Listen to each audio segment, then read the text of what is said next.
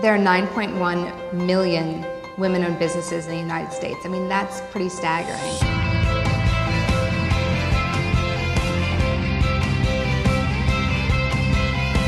The Shriver Report was pretty amazing, and it's actually the document that we look to help really build the foundation of this empowerment campaign. You know, Jones New York has been dressing women for success and empowerment for over 38 years.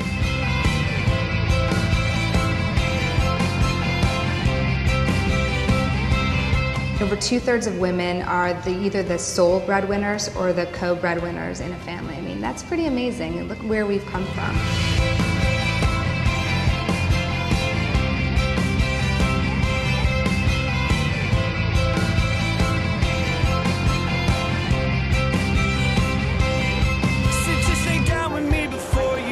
Jones, New York, in Grand Central, 25 amazing, empowered women walking through the station, dressed for success, and to actually know that this moment in time is ours, and that we've been empowering women for over 38 years, and to be proud of that and to celebrate that, that's what this is about. And what better place to create that than in New York City, in Grand Central Station, where most of these women walk through every morning to go to work.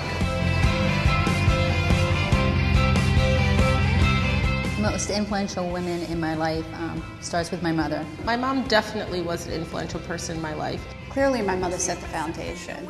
My mother had 5 children. We were really poor when I was a kid, and my mom was the one that sat there and cut coupons, did our bills, made everything function, made sure every kid got to school, we were all clothed. She's single-handedly, by herself, raised me, my nephew, and her 3 children. All 5 of us. When we were very young, my parents decided to come here from Cuba in order to ensure that we would have the opportunity to succeed in life. She took us from Somalia to London and raised us with 3 jobs by herself. She left behind her family, her home, and everything she knew, and came to a country where she didn't speak the language. She, at the age of 50, went back to receive her BSN. She was a nurse and decided to go to a higher level degree-wise. She installed in us a certain type of confidence and strength early on that we can do anything we set our mind on. The inspiration that my mother always gave me was to believe in myself. Not to ever think that anyone was beneath me or above me, but to truly believe in myself and my own abilities.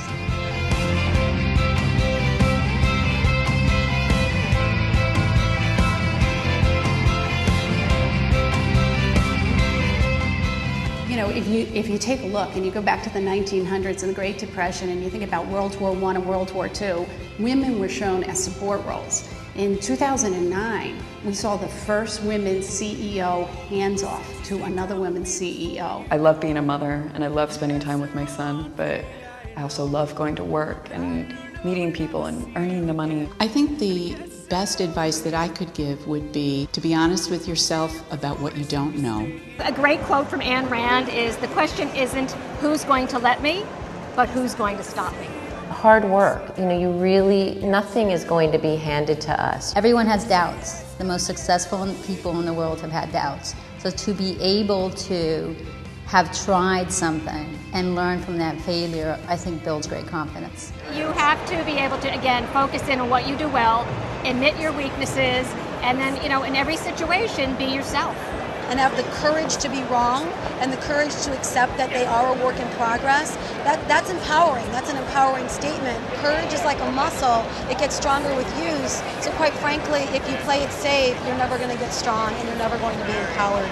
Probably the best advice I ever received is from my mother. When I was in college, I had the opportunity to be a page at CVS. And my mother said to me, go out and buy a suit. And I said, Mom, you know, I'm a page. Nobody wears a suit as a page. And she insisted that I go out and buy this suit. And I bought a suit. She encouraged me, Jones New York suit, great quality. And I wore that suit for 9 months straight to this position, but she taught me the lesson. Don't dress for the job or the position that you have.